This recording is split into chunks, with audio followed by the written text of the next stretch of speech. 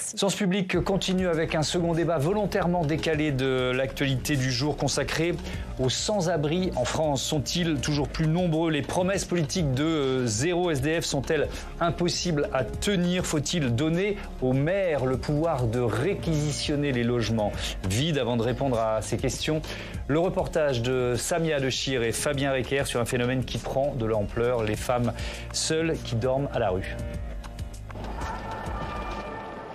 Cela fait bientôt un mois qu'Edwige s'est retrouvée dehors du jour au lendemain. Arrivée illégalement de Côte d'Ivoire l'an dernier, elle était logée chez sa sœur, qui l'a mise à la porte en décembre dernier suite à une dispute. Quand l'histoire s'est passée, qu'elle m'a mise dehors, j'ai pensé qu'à la longue, elle allait revenir à de meilleurs sentiments. Je banalisais. C'est quand je suis restée jusqu'à 1h, minuit, 1h, c'est là que je me suis rendu compte. Donc la première solution que j'ai eue, c'est de... Puisque je voyais aussi des gens dans les métros qui dormaient, j'ai dit, bon, je vais aussi aller essayer. Donc c'est dans la ligne 4 là que je suis allée m'asseoir. Je suis restée comme ça assise jusqu'au petit matin. De quoi on a peur quand on est dehors? Le viol. Parce que la femme, elle est sans défense. Et le plus souvent, les gens sont sous l'effet de la drogue. Des nuits sans sommeil, angoissée par la peur d'une agression. Impossible de retourner en Côte d'Ivoire. Elle y a laissé ses 4 enfants après avoir perdu son mari et son emploi en l'espace d'un mois. C'est pour subvenir à leurs besoins qu'elle est venue ici dans l'espoir de trouver un travail. Tous les jours, elle appelle le 115 pour tenter de trouver une place en hébergement d'urgence. Voilà.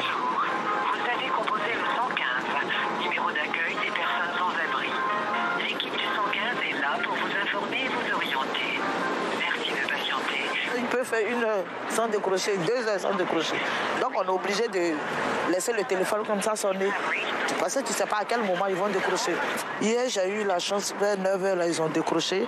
Je leur ai même dit que j'étais malade, que j'ai le rhumatisme, que je suis fatiguée de dormir dehors. Ils m'ont dit désolé qu'ils n'avaient pas de place. Dans la journée, Edwige trouve refuge à la Halte Femme, gérée par l'association Aurore dans le 12e arrondissement parisien. Ici, elles peuvent prendre un petit déjeuner, une douche, laver leur linge et rencontrer des travailleurs sociaux. Tous les jours, nous sommes sollicités, les femmes viennent nous voir en nous disant « je suis à la rue ». Nous avons des femmes âgées, des femmes malades, sous traitement, qui viennent nous voir en disant « on m'a orienté chez vous pour avoir un hébergement ». Sauf que nous n'avons pas d'hébergement, nous n'avons rien. Voilà, nous sommes tous démunis. Je pense que l'ensemble des travailleurs sociaux sont démunis. À bientôt, Edwige. À demain. À 15h, Edwige se dépêche de rejoindre la porte de la Villette, au nord de Paris. Dans le froid, sans aucun endroit où s'asseoir, elle attend longuement le bus qui passe chaque soir à 17h en direction d'un centre d'hébergement à Nanterre. Celles et ceux à qui le 115 n'a pas trouvé de place peuvent y passer la nuit. Les femmes sont prioritaires, mais si elle rate ce bus, elle devra de nouveau passer la nuit dehors. Plus le jour avance et tu es stressé pour ne pas rater le car. Et là, quand tu rates le car, imaginez la suite. Avec le froid, c'est vraiment difficile. Très, très difficile. Moi, je n'ai pas de couverture, j'ai que mon manteau. C'est vrai que j'ai le sourire, mais ce n'est pas facile. Par moment, quand tu te retrouves seul, c'est des pleurs. D'après le dernier recensement, 3000 personnes vivent à la rue à Paris. Parmi elles, 10% de femmes, contre 2% il y a 10 ans. Notez que la version longue de ce reportage de Samia Dechir et Fabien Recker sera diffusée le samedi 2 mars à 18h30 sur notre antenne, sur Public Sénat. Zéro SDF, la promesse intenable, c'est le thème de notre débat avec Christophe Robert. Bonsoir. Bonsoir. Bienvenue, vous êtes délégué général de la Fondation Abbé Pierre. Yann Brossat, bonsoir. Et bienvenue, bonsoir. Sénateur communiste de Paris, ancien adjoint au logement à la mairie de Paris. Julien Damon, bonsoir. Et bienvenue, vous êtes sociologue, enseignant à Sciences Po et HEC. Émilie Zapalski, éditorialiste pour Sens Public, est restée à mes côtés. Je commence par le constat, ce chiffre donné par la Fondation Abbé Pierre, qui est celui de 2022, 330 000 sans domicile fixe. La situation s'est-elle aggravée en 2023, Christophe Robert? Difficile de dire parce qu'il n'y a en fait pas eu d'enquête INSEE depuis 2012. Donc nous, on avait actualisé les chiffres de l'INSEE l'année passée, mais ces données qui sont agrégées pour qualifier ces personnes sans domicile fixe, qui ne veut pas dire tous sans-abri. Hein. Oui. Il y a une partie des sans-abri, une partie qui sont en hébergement d'urgence. Donc c'est un doublement depuis 2012, mais on ne peut pas les faire évoluer chaque année parce que nous n'avons pas les statistiques publiques pour le faire. On y reviendra avec Quentin Calmet tout à l'heure sur l'absence de chiffres. Enfin, c'est quand même un doublement en 10 ans. C'est ça qu'il faut retenir. Donc et alors, puisqu'on fait un peu de pédagogie, sans-abri, sans domicile fixe, la différence? Alors, nous, on reprend les définitions de l'INSEE. Les personnes qui vont être sans-abri, c'est des personnes qui vont vraiment dormir dehors, sous un porche, dans un jardin public. Et quand vous élargissez la focale pour aller vers la définition des personnes sans domicile, vous pouvez avoir des personnes qui sont en centre d'hébergement d'urgence, qui peuvent être en centre d'accueil pour demandeurs d'asile, donc qui sont des réponses temporaires. Hein, c'est pas des solutions durables de logement, c'est pas des solutions dignes. Donc c'est des personnes sans toit et qui peuvent du jour au lendemain se retrouver à la rue ou rester dans l'hébergement d'urgence, tout dépend. Yann Brossa, vous êtes devenu conseiller de Paris en 2008. Est-ce que vous avez le sentiment d'une lame de fond, d'une sorte de progression régulière, ou alors vous voyez quand même le lien entre le contexte économique général et la situation justement du sans-abrisme? Il y a en tout cas une augmentation très nette ces dernières années du nombre de personnes à la rue. On en parlera tout à l'heure, je crois, mais la ville de Paris a lancé un décompte annuel du nombre de personnes à la rue et de fait, il y a une augmentation. Ce qui me frappe aussi, c'est le changement de typologie des personnes qui sont dehors. On voit par exemple de plus en plus d'enfants. On a dans Paris aujourd'hui environ 400 enfants scolarisés, identifiés, qui tous les matins vont à l'école en ayant passé la nuit dehors. Ça, c'est un phénomène qu'on ne voyait pas il y a encore quelques années. Et d'ailleurs, ça n'est pas un phénomène proprement parisien, puisqu'on le voit dans d'autres grandes métropoles, à Lyon par exemple. Ça, c'est un changement qu'on a vu ces dernières années incontestablement. Ouais. Julien Damon, justement sur les caractéristiques en quelque sorte, la sociologie de cette population de sans domicile fixe aujourd'hui, plus de femmes, plus de familles qu'auparavant, on peut dire ça ? Assurément, mais il faut aussi aborder le sujet le plus sensible, c'est que un des principaux changements, c'est lié au fait migratoire. Il y a une trentaine d'années, quand vous vous occupiez de la question des sans-abri, les gens pleinement à la rue, il fallait parler français. Il y a une vingtaine d'années, crise du bloc soviétique oblige, il fallait parler un peu de langue de l'Est, du russe ou du polonais. Aujourd'hui, dans Paris, il faut parler toutes les langues du monde. Le sujet des sans-abri est aujourd'hui un sujet qui est pleinement en lien avec le chaos du monde et avec les flux migratoires plus ou moins bien gérés. Donc c'est pas faire une typologie des sans-abri de vous dire cela, mais par rapport à ce qui était évoqué, je pense qu'il ne faut jamais oublier cette dimension maintenant majeure. Christophe Aubert, c'est une dimension que vous devez prendre en compte aujourd'hui? Oui, tout à fait. Alors, il y a plusieurs choses. On sait, avec les enquêtes INSEE, quelles ont été les évolutions. Alors, vous allez me dire, il y en a eu deux, c'est 2002. 2012, la prochaine est en 2025. Ce sera très important parce qu'il s'est passé beaucoup de choses. Les chaos du monde, mais les chaos sociaux aussi, dans notre pays, des fragilisations des outils de protection, des difficultés, même l'inflation depuis 2 ans, plus 1% des produits alimentaires, prix de l'énergie. On voit plusieurs choses. Donc, entre les 2 dernières enquêtes de l'INSEE, on voit une augmentation des femmes, très clairement. Et je crois que ces dernières années, on le mesure, là moins avec les enquêtes de l'INSEE que nous n'avons pas, mais avec les appels au 115 de personnes qui appellent, à qui on ne propose pas de solution. Mais on avait déjà vu une augmentation du nombre de femmes dans les 2 enquêtes, et une augmentation de personnes étrangères, effectivement, entre 2002 et 2012. Sauf qu'aujourd'hui, on est incapable de qualifier le nombre de personnes à la rue qui seraient liées à l'exil, par exemple, de pays qui fuient la guerre ou de la misère. Avec un point quand même, c'est que si le secteur de l'hébergement d'urgence, qui n'a cessé d'augmenter en fait au fil de ces 15 dernières années, parce que les besoins étaient là, c'est souvent les défaillances d'autres politiques publiques qui sont en cause. Par exemple, vous avez beaucoup de personnes, il y a une surreprésentation des jeunes qui sortent de l'aide sociale à l'enfance, que nous avons protégée pendant des années, et qui n'ont pas de solution de logement quand ils sortent à 18, 19, 20, 21 ans.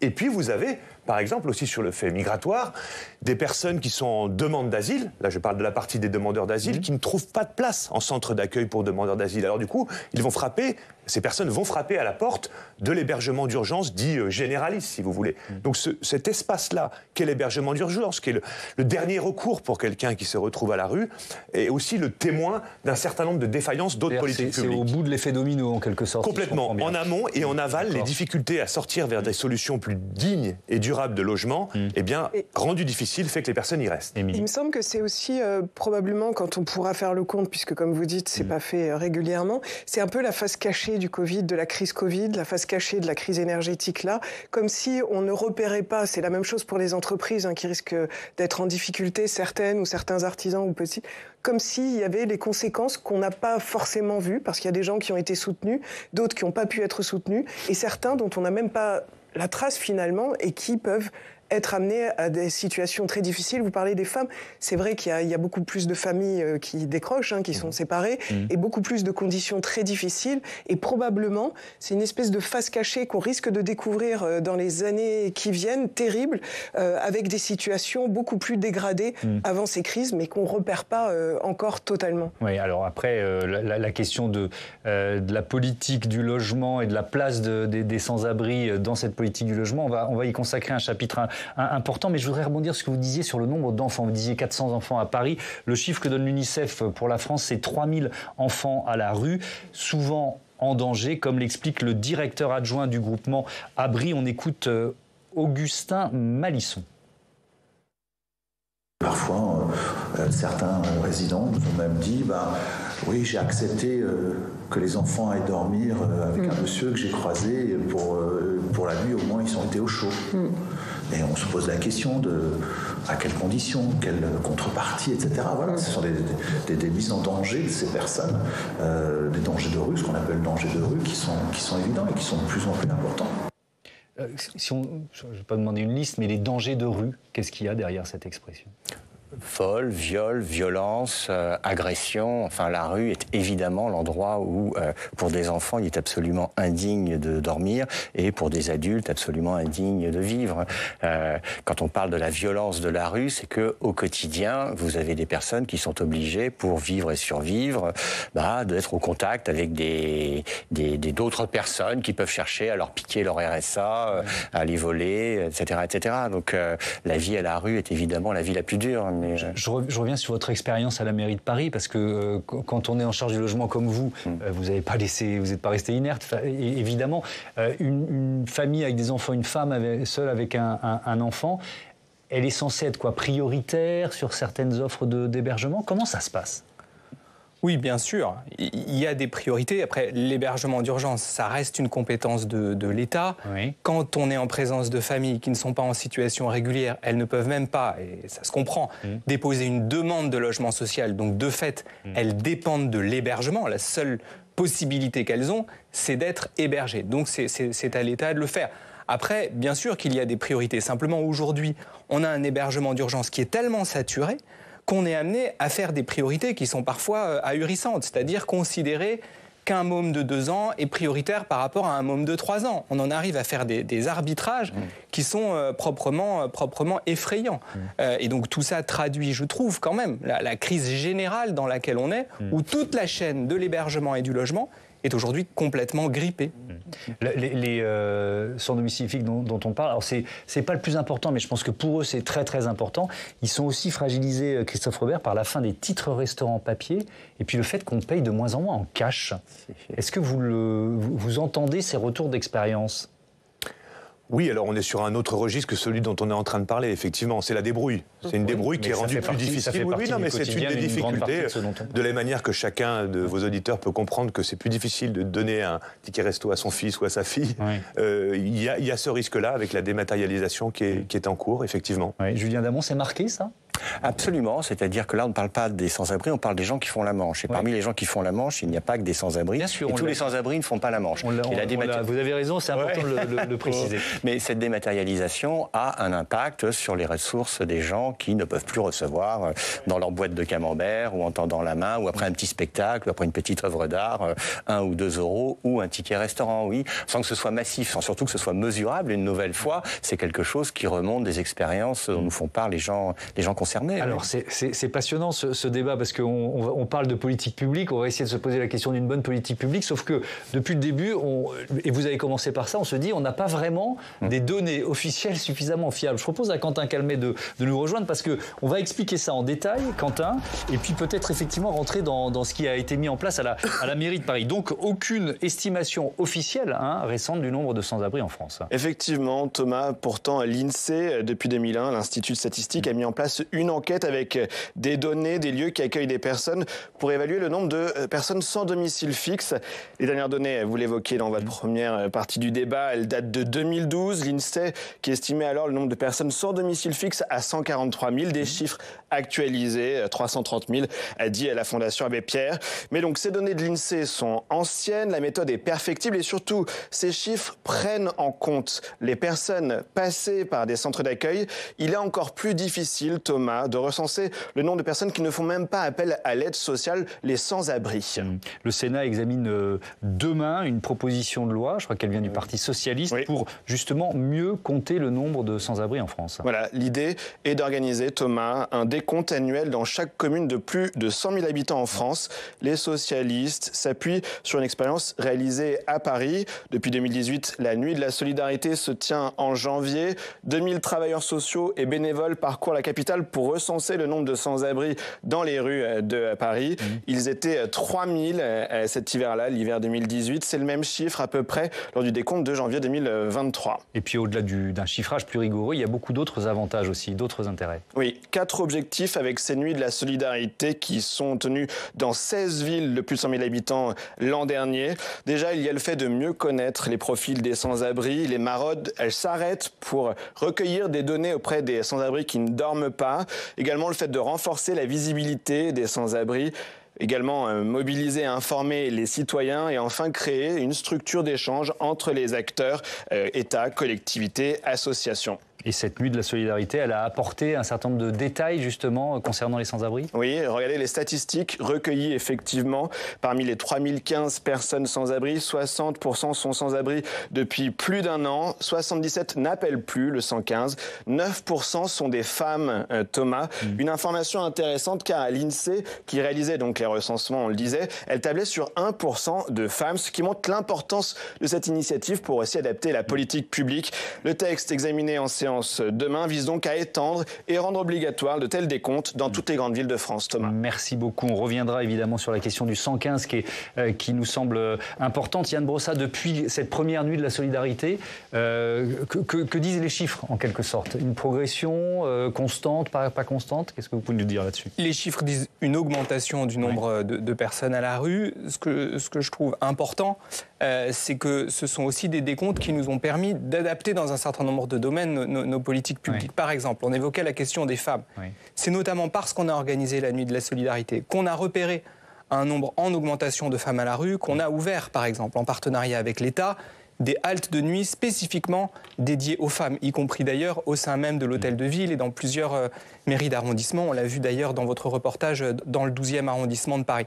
Ça, c'est très important, c'est-à-dire que cette proposition de loi, elle va nous permettre de réaliser un décompte dans toutes les villes de plus de 100 000 habitants, mais derrière, il faut en tirer un certain nombre de conséquences. Si c'est juste pour établir un décompte, ça n'a pas grand intérêt. Et donc tout ça doit être suivi d'actes pour tenter de remédier au problème. Mais en tout cas, je pense que c'est une proposition de loi utile. Christophe Robert, moi j'ai été très surpris de découvrir qu'effectivement il n'y avait pas de statistiques officielles. Je comprends que ça peut être une population difficile à recenser, mais quand même, comment mener une politique publique efficace si on ne sait pas, si le constat n'est pas partagé et établi ? Vous voyez ce que je veux dire ? Complètement. Je vois très bien ce que vous voulez dire et je suis complètement d'accord avec ce que vous venez de dire. C'est-à-dire que c'est un vrai problème. On agit Est-ce que c'est une façon de le cacher ? Non, je vais vous dire une chose. Ce que je pense, c'est que l'INSEE a très peu de moyens. Trop peu de moyens. Mais on voit d'ailleurs sur la connaissance une évolution plutôt de dégradation, en dégradation si vous voulez. Le nombre de projets de loi qu'on a vus ces dernières années sans étude d'impact, par exemple, nous pose, nous, à la Fondation Abbé Pierre, un vrai problème. Enfin, à un moment, quand on met en place des politiques publiques, ou quand on met en place des études, c'est pour pouvoir faire évoluer nos politiques publiques, les adapter, ou faire changer les politiques, ça veut dire qu'on a en tête que ça va avoir tel ou tel effet. Donc il y a un déficit qui nous inquiète beaucoup. Peut-être qu'il y a une tentation de mettre un peu les choses sous le tapis, donc c'est important qu'on puisse continuer cette connaissance. avec, si on est sur la connaissance, 2 choses. Les nuits de la solidarité, nous, qu'on a plutôt encouragées. D'ailleurs, il y a, après la première initiative de la mairie de Paris, vous l'avez dit, d'autres villes qui se sont engagées dans cette voie-là, d'essayer d'harmoniser les méthodologies. Mais ça n'est pas non plus le même travail que fait l'INSEE. C'est-à-dire que ça donne une photographie à un moment, mais l'INSEE fait un travail de qualité. Nous permettent, par exemple, de comprendre pourquoi les personnes sont à la rue. Est-ce que c'est parce que c'est lié à des vagues migratoires? Est-ce que c'est parce que c'est lié à des personnes qui sortent de prison sans logement, des personnes expulsées de leur logement? En gros, vous savez, si vous pouvez... Il faut l'INSEE pour le savoir en détail. Ah oui, parce que là, vous menez des enquêtes approfondies qui permettent de savoir quel est le parcours des personnes, quel a été, pourquoi elles sont dans la rue, depuis combien de temps, quels ont été les phénomènes de rupture. On voit par exemple, dans toutes les situations qui conduisent les personnes à la rue, qu'à un moment, les politiques publiques ont aidé ces personnes. Et c'est dommage de ne pas avoir réussi à les accompagner dans la durée. Si on ne les connaissait pas, je dirais que ce serait difficile, mais on voit bien, parce qu'à un moment vous étiez à l'aide sociale enfant, je le disais, parce qu'à un moment vous étiez dans un centre d'accueil pour demandeurs d'asile, à un moment vous étiez en prison, à un moment vous avez été expulsé, donc le préfet a décidé de vous expulser. On pourrait débloquer dans ces moments de rupture des politiques beaucoup plus protectrices. Et alors, à quel niveau, quel est le bon niveau, Julien Damon? Est-ce que c'est finalement, on a vu une nuit de la solidarité dans des communes de plus de 100 000 habitants, certaines l'ont déjà fait. Après, et à la question de la compétence, c'est la mairie, c'est pas la mairie. C'est quoi le bon échelon administratif, vous voyez, pour régler finalement les questions liées aux sans-abri en France? Mon sentiment, c'est qu'en France, ceci est trop centralisé et trop confié à l'État et que ceci devrait être donc davantage décentralisé, davantage confié aux collectivités locales. Ça empêcherait ce jeu de ping-pong incessant qui consiste pour les villes à dire c'est l'État et pour l'État à dire oui mais si les villes ne s'impliquent pas, on ne fera pas bien. Pourquoi je pense cela? C'est parce que ailleurs en Europe, là où cela fonctionne mieux, ça ne veut pas dire qu'il n'y a pas là-bas encore des gens à la rue, mais là où on ne s'étripe pas quant à savoir combien il y a de personnes à la rue, est-ce qu'il y a suffisamment de moyens, eh bien ce sont les collectivités locales, les grandes collectivités locales qui s'en occupent. Qu'il s'agisse de pays libéraux comme le Royaume-Uni ou qu'il s'agisse de pays qui nous ressemblent davantage, comme l'Allemagne, l'Espagne, ou, toute chose égale par ailleurs, l'Italie. Ce que je voudrais dire sur les chiffres, quand même, pour nuancer un peu, c'est qu'on a beaucoup progressé, même si c'est très imparfait. Ces nuits de la solidarité, ça amène des chiffres qui, sans être incontestables, parce qu'il sera toujours impossible de dire qu'on a vraiment touché tout le monde, ça donne un ordre de grandeur du nombre de personnes qui dorment dehors. Ordre de grandeur qui, à Paris, est plutôt stable. En tout cas, ça permet de dire que, oui, il nous reste beaucoup de choses à faire. Ça, c'est les nuits de la solidarité sur les sans-abri. La deuxième chose, sur les autres sans domicile, les gens qui sont dans les centres d'hébergement, ce que fait à juste titre la Fondation Abbé Pierre, pour le caricaturer, mais ce que je dis est exact, c'est qu'en fait on compte un nombre de places d'hébergement. En France, vous avez plus de 300 000 places d'hébergement. Et donc vous n'avez pas 300 000 personnes qui sont sans domicile, un soir donné, oui, mais sur une année, vous en avez beaucoup plus. Et le plus difficile, c'est d'arriver statistiquement à saisir ces flux. Si on veut regarder ça sur le temps d'une vie, il y a des enquêtes aussi INSEE qui sont intéressantes, où on pose la question aux populations générales, c'est-à-dire à tout le monde, et on dit, est-ce qu'un jour vous avez été contraint de dormir dehors ou dans un centre d'hébergement? Et là, vous avez plus de 1% de la population française qui a été concernée. Alors vous voyez qu'on va de quelques milliers de personnes à jusqu'à 600 000 personnes qui peuvent avoir un jour été concernées. Et je pense que là-dessus, on voit à peu près où on en est, et que le thème le plus important, c'est de savoir quelle décision radicale on doit prendre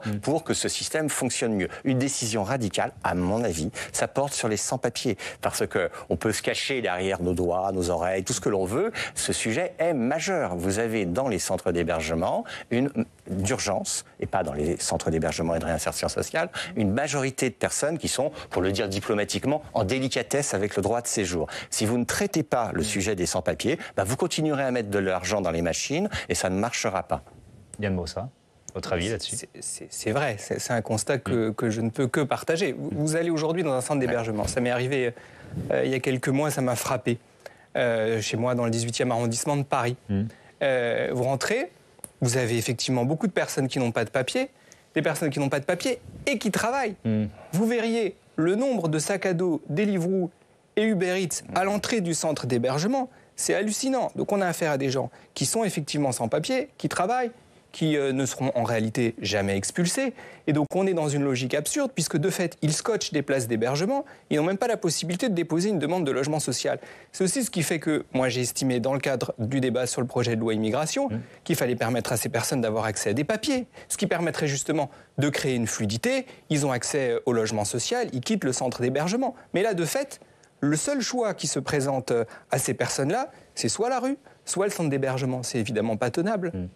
Alors, il y a cette promesse du zéro SDF qu'on a entendue dans la bouche d'à peu près tous les premiers ministres et présidents de la République depuis 20-25 ans. Émilie, on peut dire quoi? C'est une tentation pour les gouvernements d'afficher cette promesse? J'ai pris un échantillon, je ne les ai pas tous cités. Il y a Lionel Jospin en campagne pour la présidentielle 2002. Il promettait le zéro SDF. Même chose pour le candidat Sarkozy, 2007. Lui, président, au bout de 2 ans, plus personne ne serait obligé de dormir sur le trottoir et d'y mourir de froid. Emmanuel Macron, 2017, le problème devait être réglé en 1 an. Pourquoi cette promesse n'est-elle jamais tenue? Nos échanges le montrent. C'est difficile de répondre avec une seule réponse à ce problème multifacette qui demande, si on veut vraiment s'y attaquer, à fixer des moyens dans le long terme, pas forcément à réagir à l'urgence, comme c'est souvent le cas. Macron s'y est collé depuis le début de son premier quinquennat. Il a fait un plan logement d'abord qui a été répété en 2023. 516 millions d'euros sur 5 ans pour sortir 400 000 personnes de la rue. Alors le gouvernement actuel, il n'a pas de ministre du logement. Ça, c'est peut-être aussi un mauvais signal qui a été critiqué par certaines associations. Mais il y a la carte Vautrin, Catherine Vautrin. Pourquoi c'est une carte Alors, cette nouvelle ministre du Travail, de la Santé et des Solidarités, elle a déjà traité le sujet. C'était sous Sarkozy, 2006. Je ne sais pas si vous vous en souvenez, elle était ministre de la Cohésion sociale. Il y avait l'association Les Enfants de Don Quichotte qui avait installé des tentes dans Paris, en plein Paris, des campements de SDF pour attirer justement l'attention des pouvoirs publics. Et l'épisode s'était terminé par un plan de 70 millions d'euros qui avait été annoncé par Catherine Vautrin, qui avait été globalement quand même plutôt approuvé par les associations d'aide aux exclus, évidemment, sauf la plus concernée, les enfants de Don Quichotte. Par les enfants de Don Quichotte, c'est pas suffisant? Alors, c'est pas suffisant, non, par rapport à l'ampleur du problème, et nos échanges en témoignent encore. Et ça dépasse aussi le cadre des seules politiques publiques. Alors là, je vais sur un terrain qui est peut-être un peu plus délicat, de l'acceptabilité citoyenne. Les ouvertures de centres d'hébergement, d'accueil, font pas toujours des heureux, ne sont pas toujours accueillis dans la plus grande joie. Les comités de quartier s'y opposent même, parfois. Donc finalement, j'ai l'impression qu'on est loin de la promesse politique du zéro SDF, mais on est aussi loin du message lancé à la population en 1954 par l'abbé Pierre. Je reprends ces mots, partagez, donnez, tendez la main aux autres, gardez toujours un carreau cassé dans vos univers bien feutrés pour entendre les plaintes qui viennent de l'extérieur. Je ne suis pas sûre que la société soit toujours dans cet état d'esprit. Merci Émilie. Zéro SDF. Julien Damon, votre avis là-dessus? Promesse jamais tenue, mais est-ce que ça a quand même permis de faire progresser la politique en matière d'aide aux sans-abri? Promesse jamais tenue, absolument, mais belle promesse. Alors les promesses n'engagent que ceux qui les prononcent, dit-on, mais en l'espèce, je trouve que c'est le plus bel objectif que l'on puisse se donner. Donc ça ne vous choque pas qu'un président ou un Premier ministre annonce cet objectif, même si depuis... non, ça ne me choque pas. Je pense qu'au contraire, ils devraient tous l'annoncer et s'y coller. Oui, et ils ne s'y collent pas forcément. Oui. On peut venir sur la généalogie de cet objectif. C'est en fait Tony Blair qui avait soufflé ça à M. Fabius, qui l'avait soufflé ensuite à Lionel Jospin. Et ce qui s'est passé, c'est quand Lionel Jospin, dans la campagne présidentielle ou dans la pré-campagne, comme vous l'évoquiez, a annoncé cet objectif, tout le monde lui est tombé dessus, et en particulier le monde associatif, en disant c'est impossible. Moi, je me rappelle très très bien. C'est-à-dire qu'on va rétorquer qu'est-ce que c'est que cet objectif, c'est démagogique, etc. Non, c'est je me suis plus du mois. Bon. Mars 2002, on a vérifié ça. Je pense que ça n'est absolument pas démagogique, que c'est vraiment les objectifs que l'on peut se donner. Je précise que la France s'est engagée à l'échelle internationale avec la communauté de tous les pays du monde à éradiquer la pauvreté. Personne n'en sourit de cela. Personne ne dit ah bon, on n'y arrivera pas, etc., etc. Donc c'est un très bel objectif. Et si on n'y arrive pas, c'est parce que précisément les politiques publiques ne prennent pas les décisions assez compliquées, c'est vrai, radicales parfois, qui peuvent s'imposer. Alors, parmi ces solutions, Yann Brossat, vous allez déposer le 12 janvier dernier une proposition de loi. Vous souhaitez élargir le pouvoir de réquisition des logements vides aux maires. Pourquoi ? Oui, absolument. Parce que je pars d'une forme de contradiction que chacun peut constater. C'est qu'on a d'un côté de plus en plus de personnes qui dorment à la rue, bien identifiées dans un certain nombre de territoires, et on a dans le même temps des bâtiments qui sont vides et qui sont identifiés eux aussi, parfois depuis des années. Et aujourd'hui, vous vous retrouvez effectivement dans un système un peu absurde où les communes, pas toutes, mais un certain nombre de communes demandent au préfet de réquisitionner ces bâtiments, et les préfets disent systématiquement qu'ils ne réquisitionnent que si les propriétaires sont d'accord. Donc concrètement, les seuls bâtiments qui sont réquisitionnés, par exemple à Paris, ce sont les bâtiments dont la ville de Paris est propriétaire. Nos gymnases ou des établissements scolaires qui sont vides parce qu'ils ont fermé ces dernières années.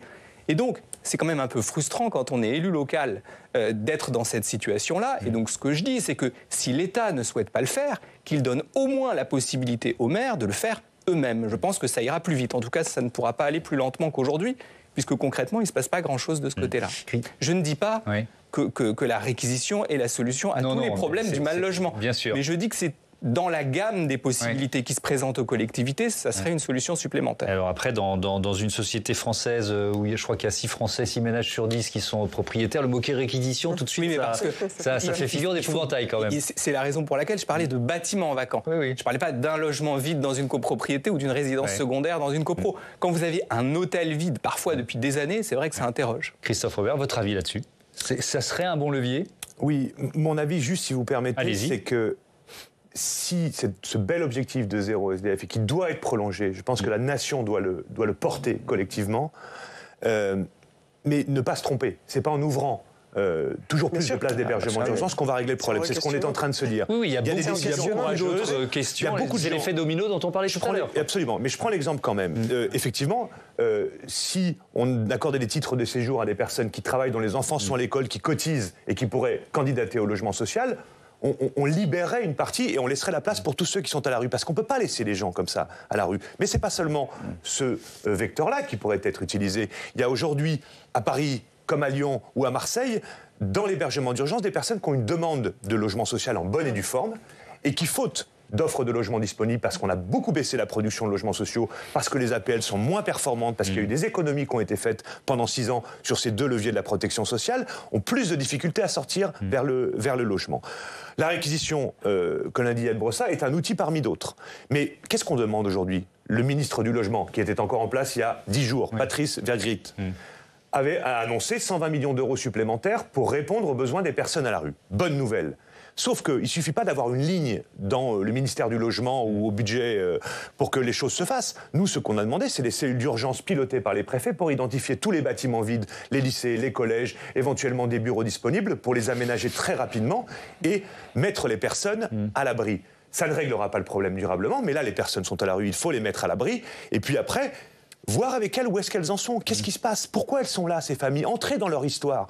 Et ensuite, les accompagner durablement vers des solutions plus dignes et plus durables de logement. Julien Damon, est-ce que c'est pas seulement une question d'argent, c'est ce que j'entends, mais est-ce qu'on dépense beaucoup d'argent depuis 20 ans pour améliorer finalement cette politique d'aide aux sans-abri? Oui, on dépense un argent considérable. Ça ne veut pas dire qu'il est en soi suffisant pour ce soir, et ça ne veut pas dire qu'on doit prendre sa serpe et couper à l'intérieur de ces budgets qui sont devenus considérables. Quelques chiffres, alors si on donne des milliards, personne ne se rend compte de ce que c'est, mais on a 3 milliards d'euros de dépenses pour l'hébergement généraliste qui était évoqué, auquel il faut ajouter 1 milliard d'euros pour l'hébergement des demandeurs d'asile. Donc on a 4 milliards d'euros. 4 milliards d'euros, ça équivaut à quoi par rapport à la dépense totale de politique du logement? C'est plus de 10% de la politique du logement. On peut faire plein de comparaisons et après se bagarrer sur le détail de tout ce que si. Est-ce que la France est plutôt généreuse? Elle est très généreuse, c'est ce que je voulais évoquer. Je suis allé regarder dans les bases de données Eurostat. Eurostat, c'est l'INSEE européen. La France, c'est 40% des dépenses d'hébergement de l'Union européenne, post-Brexit. 40%. On peut se bagarrer, c'est pas exactement les mêmes nomenclatures, tout ce qu'on veut. Mais la France est certainement le pays le plus généreux, et en son sein, Paris est certainement la ville la plus généreuse, la municipalité et l'action de l'État sur la municipalité, sur le ressort municipal. Bon, mais ça ne marche pas très bien. Donc ce n'est pas qu'un sujet d'argent. Vraiment, ça n'est pas qu'un sujet d'argent. C'est un sujet de décision importante sur le plan des sans-papiers, à régulariser, à mieux gérer. Pour certains, je crois qu'il faut aussi imaginer la reconduite aux frontières. Certainement pas les familles qui sont là depuis 2-3 ans, les gens qui travaillent depuis des années, etc. Mais enfin, c'est pas en faisant un plan de régularisation massive ou seulement de régularisation que ceci fonctionnera. Je pense qu'il y a un sujet de décentralisation. Je suis content d'entendre M. Brossat dire qu'il souhaite que des dispositions qui sont à la main de l'État soient confiées à la municipalité, en l'espèce sur la réquisition. C'est pas forcément l'arme magique, ça je suis tout à fait d'accord, mais que ce soit les maires, les élus locaux qui soient pleinement responsables, ce serait une transformation puissante. Est-ce qu'il faut un ministère des sans-abri, Yann Brossat, ou au contraire, je reprends ce que vous disiez, est-ce qu'il faut être de plus en plus local ou pointilliste dans la réponse? D'abord, moi je ne suis pas du tout favorable à ce qu'on sépare le sujet des sans-abri du sujet du logement en général. Parce que le principal sujet, c'est comment on permet à des personnes qui sont à la rue ou en centre d'hébergement d'accéder à un logement. C'est la raison pour laquelle, d'ailleurs, quand j'étais adjoint au logement, j'étais aussi adjoint à l'hébergement d'urgence. La question pour moi, c'est le passage. Permettre à des gens d'être hébergés, parfois pour quelques nuits, c'est quand même pas la panacée, c'est le moins qu'on puisse dire. Ensuite, sur la question de la décentralisation, moi je suis très très attaché au fait que sur les enjeux du logement et de l'hébergement, les communes aient davantage de compétences, mais pas qu'en matière d'hébergement, en matière de régulation du parc privé aussi. Aujourd'hui, on a des communes qui sont complètement infantilisées. Quand vous voulez encadrer les loyers, par exemple à Paris, nous avons souhaité encadrer les loyers. À d'autres villes, je vois qu'il y a même des villes de l'autre bord politique, dans le Pays Basque par exemple, qui souhaitent encadrer les loyers. Mais on doit remplir un dossier auprès de l'État pour lui demander, remplir un certain nombre de conditions pour pouvoir mettre en place ce dispositif qui au final d'ailleurs est mis en place par le préfet. C'est très infantilisant. Pourquoi est-ce qu'on ne permet pas aux communes elles-mêmes de mettre en place ces règles sans avoir à mendier une autorisation de l'État comme c'est le cas aujourd'hui? Le gouvernement a annoncé son souhait d'une loi de décentralisation sur le logement. Si ça va dans ce sens-là, nous y sommes favorables. Il nous reste quelques minutes. Je voudrais qu'on parle quand même du 115 parce qu'en préparant cette émission, que ce soit dans le reportage de Samia, de Chirif Américain ou même dans les éléments qu'on a pu récupérer, il y a beaucoup de constats négatifs sur le 115. En voilà un parmi d'autres. Le directeur territorial de la Croix-Rouge s'appelle Boris Robin. La difficulté, c'est d'être là face à la personne et lui dire est-ce que vous avez appelé le 115 ? Oui, j'ai appelé le 115. Est-ce qu'il y a une place d'hébergement ? Non, il n'y a pas de place d'hébergement et nous, on n'a pas de solution à vous proposer autre. Et c'est ça la plus grosse difficulté pour tous les bénévoles qui interviennent, c'est de laisser une personne à la rue sans solution d'hébergement. Et ça, c'est vraiment toujours très dur à vivre.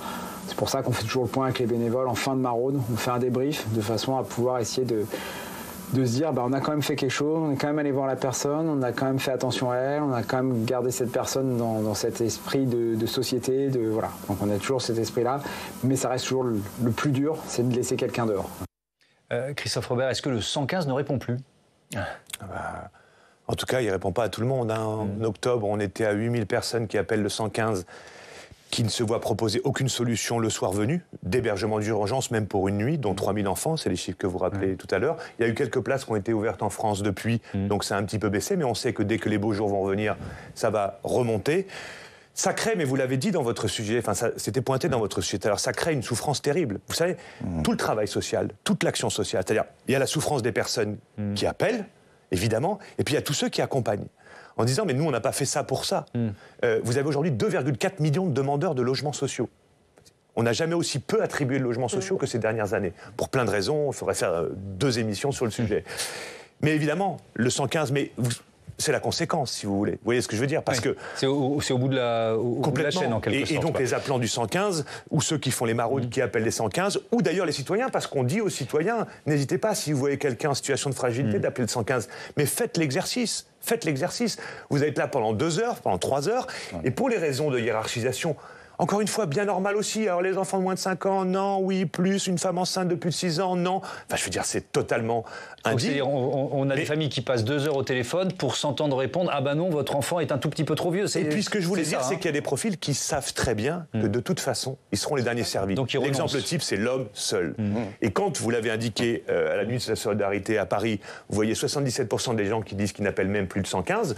Nous, dans les lieux d'accueil pour la Fondation Abbé Pierre, en moyenne, toute l'année, c'est à peu près entre 50 et 70% selon les villes de personnes qui n'appellent plus le 115. C'est le seul thermomètre que nous avons, mais vous voyez bien que le problème est beaucoup plus massif, avec beaucoup plus de souffrance que celle qu'on est en train d'indiquer. Yann Brossard, juste pour bien comprendre, c'est parce qu'il n'y a pas assez de personnes pour répondre ou parce que le 115 n'a pas assez de places d'hébergement à proposer aux sans-abri? C'est parce qu'on manque de places d'hébergement, très concrètement. C'est pas une réorganisation du 115 qu'il faut engager. Non, en l'occurrence, toutes les places sont pleines. Donc le problème, c'est pas qu'on a du mal à les remplir. Le problème, c'est qu'on manque de places pour héberger les personnes qui appellent.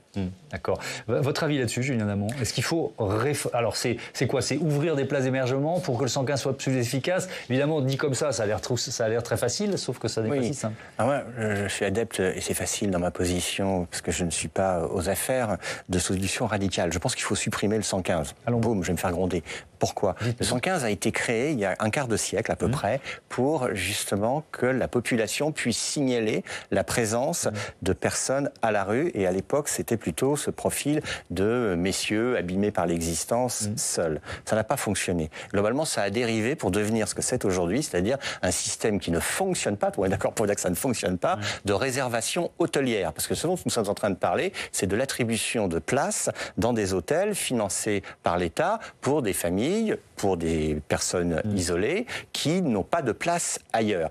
Alors, la seule... Quelle proportion de places d'hôtel? Les places d'hôtel... Sur 100 demandes, c'est quoi? C'est 20 places d'hôtel? C'est 30 places d'hôtel? Sur 100 demandes, les demandes, ils ne demandent pas une place d'hôtel, ils demandent une place d'hébergement. Mais ensuite, quand on dispatche... Ce dont dispose le SAMU social, puisqu'on parle du SAMU social pour l'Île-de-France qui gère le 115, c'est de, ce soir, 60 000 places d'hôtel. Mais elles sont pleines, ces places d'hôtel. Mon sujet, c'est pas ça. C'est que quand on parle du 115, tout le monde est d'accord pour dire que c'est infantilisant, c'est indigne pour ceux qui appellent, comme pour ceux qui reçoivent des conversations terribles. Parce qu'on leur au bout du fil, quelqu'un qui vous dit, ce soir, je ne sais pas où dormir, je suis avec un enfant, etc. Et vous êtes en train de dire, non, rappelez demain, ou rappelez dans 3 semaines, etc. Donc ça ne marche pas. Le seul argument, c'est de dire c'est un thermomètre. Voilà. Donc on a un thermomètre pour un truc qui ne fonctionne pas. Moi, je pense que ça ne sert strictement à rien. Par quoi on le remplace? D'abord, la première chose, c'est que la France est toujours fascinante pour dire, on a un truc, on a un thermomètre. Ça n'existe nulle part ailleurs. Mais tout le monde veut bien mettre tout le monde dans du logement, on est tout à fait d'accord. Oui, bien sûr. Oui. Non, ce qu'il faudrait avoir, c'est quelle est l'alternative que vous proposez. Mais je pense que le 115 ne sert à rien. Voilà, c'est assez clair de mon point de vue. Il sert à quoi? Allez-y. Aujourd'hui, il est en difficulté parce que nous n'avons pas assez de place. Nous l'avons dit en début d'émission. Si ce secteur de l'hébergement subit cette pression-là, c'est qu'il y a des défaillances de politique publique en amont et en aval. On n'a pas de solution. Mais le 115 ne répond à rien. Il ne répond pas aux gens, il ne répond pas aux problèmes. Il ne répond pas à rien. Mais si jamais on devait envisager autre chose, c'est un accès direct au logement parce que tout le monde a besoin d'un accès direct à l'hébergement pour commencer. Oui, ou l'insertion. Mais pour répondre à votre question, le nombre de places d'hôtel a fortement augmenté parmi l'ensemble des places d'hébergement d'urgence dont parlait Julien Damon tout à l'heure. C'est-à-dire, parmi l'ensemble des places d'hébergement et parmi l'ensemble des places d'hébergement d'urgence, la variable d'ajustement de ces dernières années, ça a été les places d'hôtel. Et c'est vrai que ça coûte cher à la collectivité. Et c'est pas le bon accompagnement pour les personnes. Vous pouvez pas forcément cuisiner. Vous pouvez pas inviter qui vous voulez. On connaît ces études-là. Donc c'est pas digne pour les personnes et c'est pas efficace du point de vue des politiques publiques. Je parle des places en hôtel. Donc, la politique du logement d'abord visait justement, comme le font les Finlandais, comme le font un certain nombre de pays, de villes nord-américaines, de dire, au lieu de faire passer par des hébergements d'urgence, d'insertion, la rue, etc., on va essayer de faire un accès direct au logement, parce que c'est ça qui va permettre aux personnes de se reconstruire.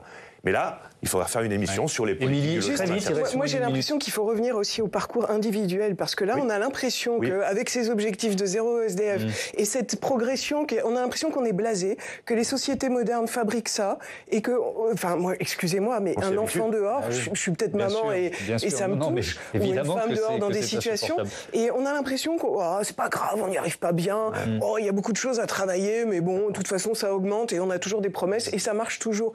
Il faut revenir peut-être à ces parcours individuels, d'où la connaissance peut-être, et c'est bien d'aller voir plus loin, pourquoi ils sont là, pourquoi on n'arrive pas. C'est vrai que les chambres d'hôtel, ça fait un peu une image aussi très compliquée. Quand on fait demandeur d'asile, chambre d'hôtel, là, ça fabrique aussi des images compliquées pour la société française. Et politiquement difficilement acceptables. Mais moi, il me semble qu'il faut revenir quand même, pas une séquence émotion, mais quand même à des parcours individuels qui sont très très durs et on ne peut pas accepter ça. Nos sociétés modernes sont quand même plutôt pour le bien-être humain. On ne peut pas accepter qu'il y ait autant de gens qui soient... L'émission est finie, vous avez 10 secondes. Oui, le sujet clé, c'est l'équilibre entre l'émotion et la raison. Allez, on termine là-dessus. Merci beaucoup. Merci à tous d'avoir participé à ce débat. Je vous dis évidemment à bientôt sur Public Sénat. Voilà, c'est la fin de cette émission. Je vous donne rendez-vous demain, 18h et 22h. Et puis notez que l'invité de la matinale, ce sera Yannick Jadot, sénateur Europe Écologie Les Verts de Paris. Belle soirée.